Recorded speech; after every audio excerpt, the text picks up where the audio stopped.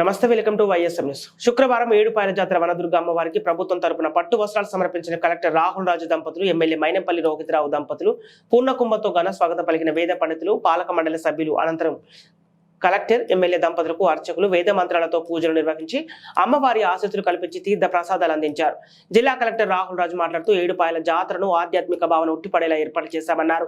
3 రోజుల పాటు జరిగే ఈ జాతరలో తొలి రోజు మహాశివరాత్రి సందర్భంగా ప్రారంభమైన ఈ జాతర కోసం భక్తి పారవశ్యంతో ఆధ్యాత్మిక చింతనతో భక్తుల తాకిడి క్రమేపీ పెరుగుతుందని, ఆ నవదుర్గ అమ్మవారిని దర్శించుకొని సుఖ సంతోషాలతో ఆయురారోగ్యాలతో వర్ధిల్లాలని ఆకాంక్షించారు. ఈ సందర్భంగా ఎమ్మెల్యే మైనంపల్లి రోహితరావు మీడియాతో మాట్లాడుతూ కని విని ఎరగని రీతిలో జాతర ఏర్పాట్లు చేస్తాం. జాతర బ్రహ్మాండంగా జరగాలని అమ్మవారిని మొక్కుకోవడం జరిగిందని అన్నారు. అంగరంగ వైభవంగా భక్తులకు ఎలాంటి లోటుపాట్లు కలగకుండా ఏర్పాట్లు చేస్తామని వివరించారు.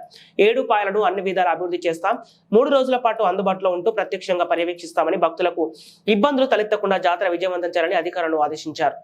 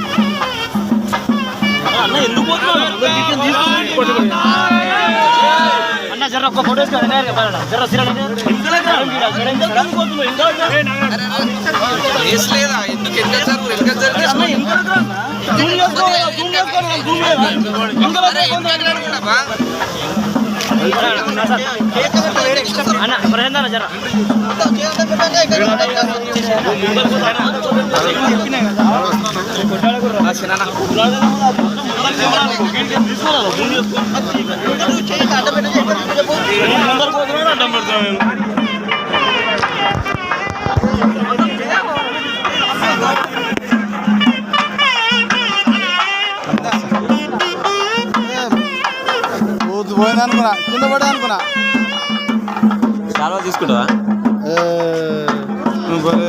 కప్పోసు తీసుకున్నామా తీసుకో అయ్యో